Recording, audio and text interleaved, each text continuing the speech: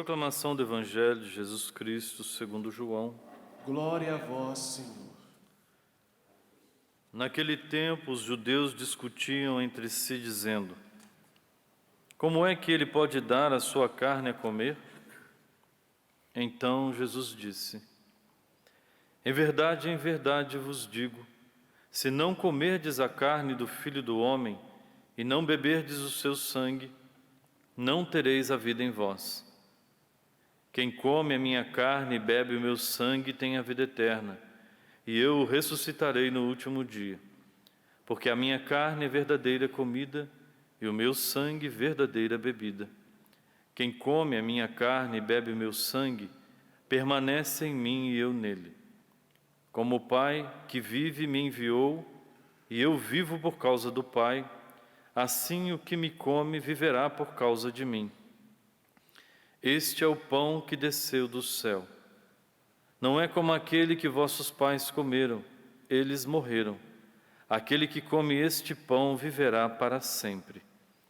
Assim falou Jesus, ensinando na sinagoga de Cafarnaum. Palavra da salvação. Glória a vós, Senhor.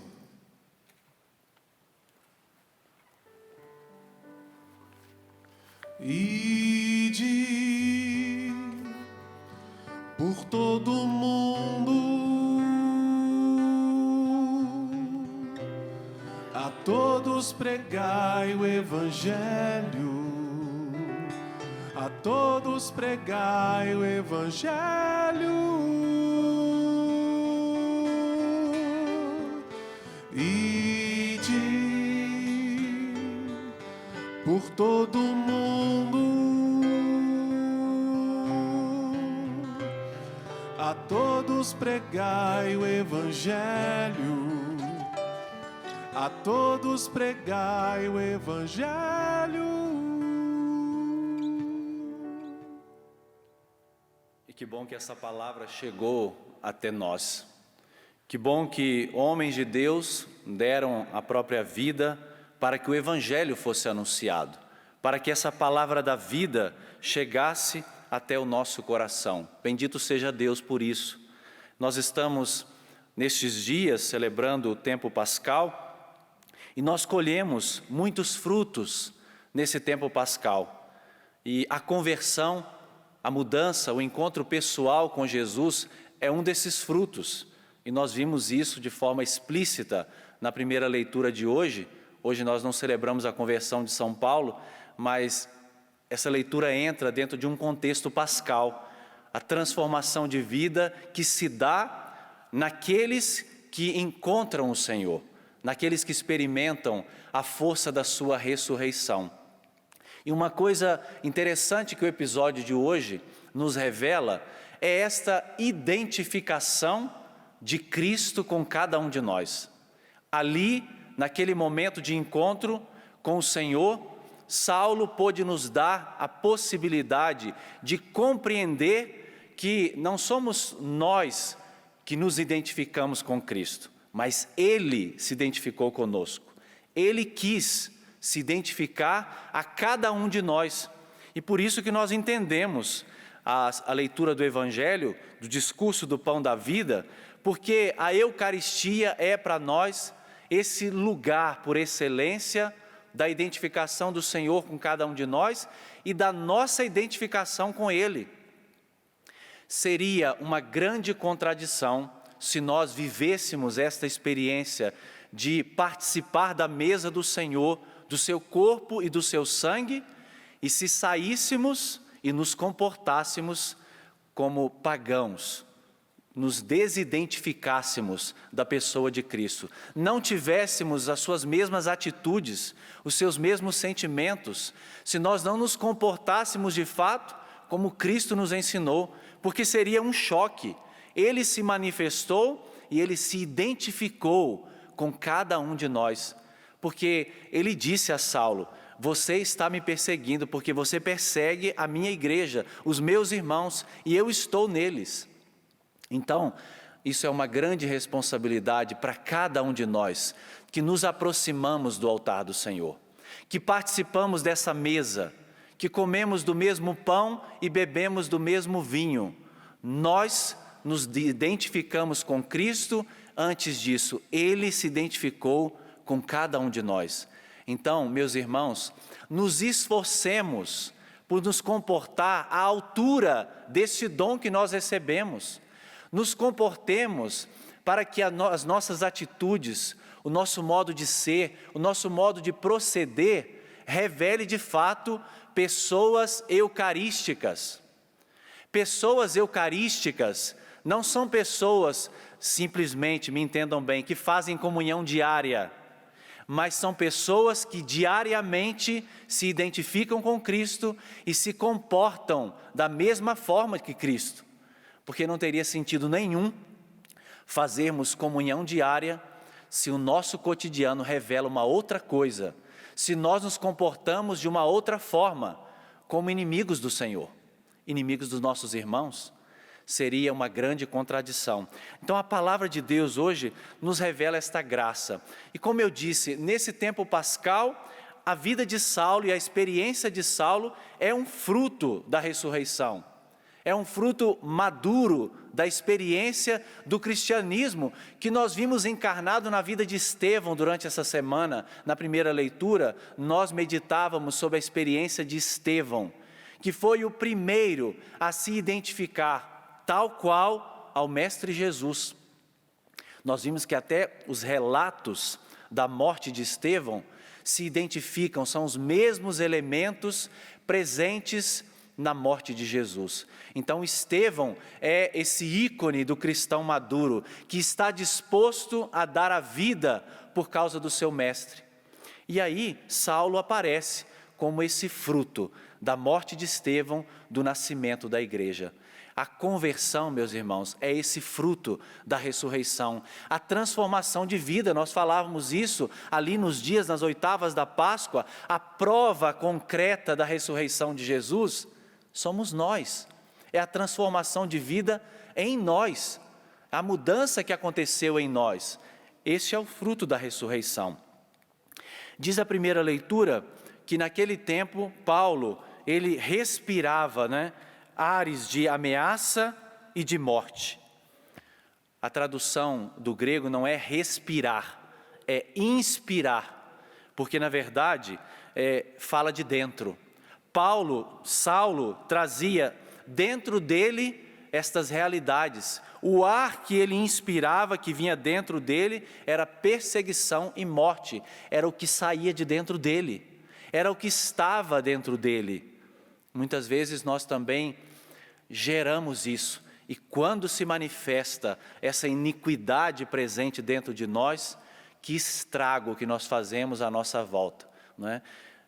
A experiência que Saulo faz é de fazer o contrário. Depois, o que esse homem coloca para fora é somente Cristo, não é? Cristo que vive dentro dele, aquela experiência que ele diz, não sou eu que vivo, mas é Cristo que vive em mim. Mas Paulo passou por essa experiência de tocar dentro dele as suas misérias, as suas maquinações contra a igreja de Jesus. Nós vamos entender o contexto dele, porque Tarso está num contexto grego, helenista, e ali não era o contexto de Jerusalém, eles não estavam próximos do templo. Então, a defesa da identidade judaica era muito forte no contexto de Saulo, não é? Quando a gente está longe das nossas raízes, quando a gente está num contexto hostil, é natural que nós preservemos a nossa identidade. É natural que a gente preserve aquilo que é nosso, que é próprio. Então, Saulo tinha isso muito encarnado, não é? E o interessante é que a demonstração do que ele faz, de pedir cartas, de perseguir a espada à igreja de Cristo, é um reflexo também de uma forma de igreja que muitas vezes ainda persiste no meio de nós. Porque até aquele momento, Paulo não tinha feito o seu encontro pessoal com o Senhor. Mas essa realidade de rigidez, de fechamento, também revela muitas vezes uma igreja que não age a partir da força do Espírito Santo. Nós estamos caminhando para Pentecostes, nós estamos nos preparando para celebrar a solenidade de Pentecostes. E como o Papa Francisco tem insistido conosco nisso, não é? Uma igreja em saída, uma igreja aberta, uma igreja que saiba dialogar. Esta realidade de Saulo demonstra muitas vezes em nós esse fechamento, essa rigidez, uma espécie, um tipo de igreja em nós somente legalista, que não se abre ao diferente, que não sabe dialogar com o diferente.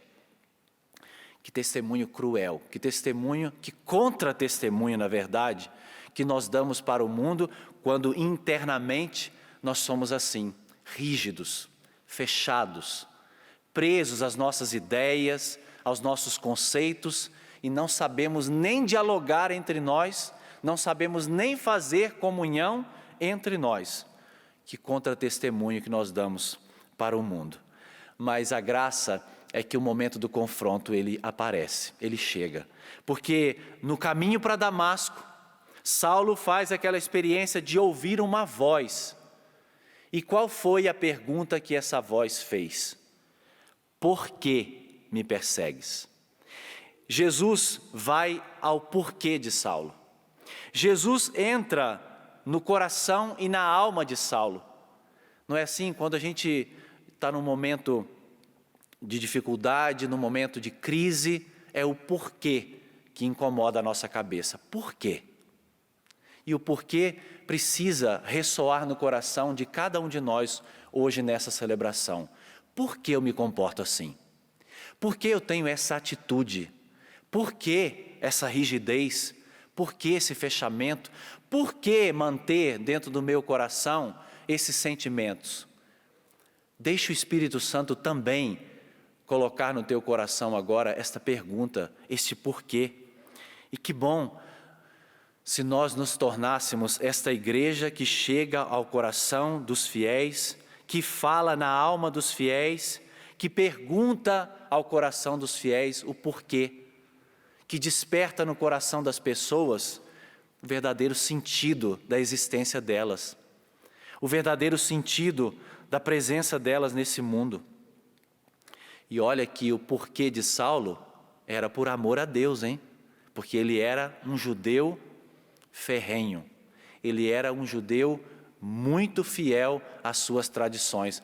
Por isso que nós vemos a dificuldade no evangelho de hoje dos judeus de compreenderem o discurso do pão da vida, porque não era fácil para um judeu colocar na cabeça esse discurso, precisava passar pelo coração. E Saulo tinha um amor a Deus, mas que Deus era esse? Que Deus era esse que punia? Que Deus era esse que matava? Que Deus era esse que ordenava a perseguição?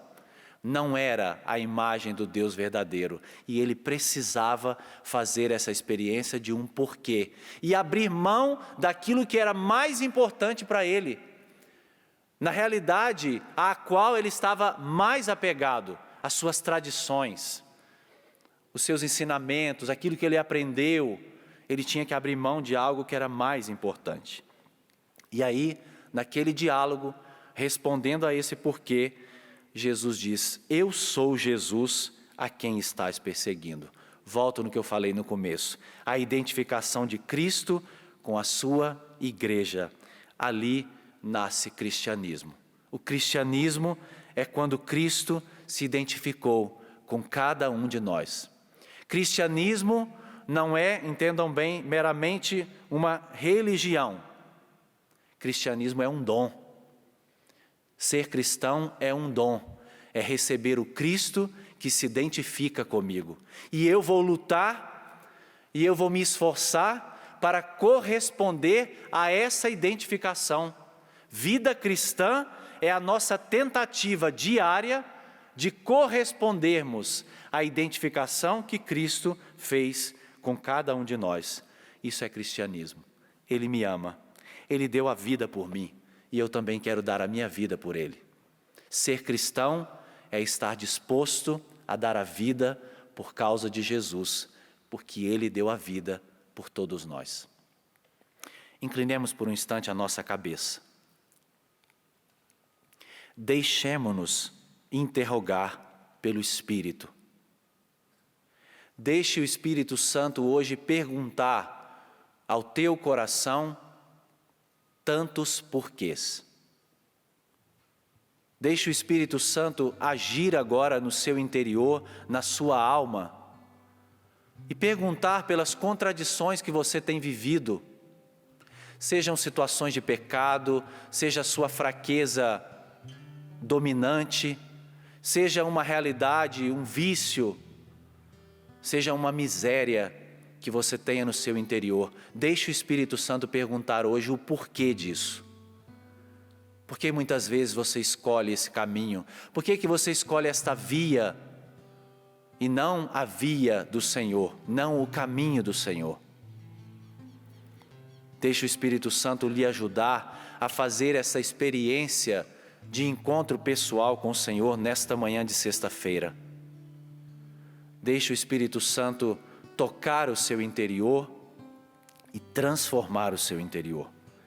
Esta graça, Senhor, que eu peço para mim, para os meus irmãos, aqueles que nos acompanham em casa, a graça de uma conversão profunda, de uma mudança profunda, de tomarmos consciência que Cristo se identificou com cada um de nós e agora eu preciso me identificar com Ele. E eu preciso reconhecer que em muitas situações eu não me pareço nada com Jesus. Eu me comporto como um estranho no corpo de Cristo que é a igreja.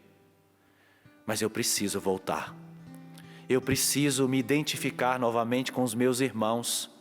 Eu preciso me identificar com aqueles que seguem o caminho que é o Senhor. Eu preciso me identificar com Cristo.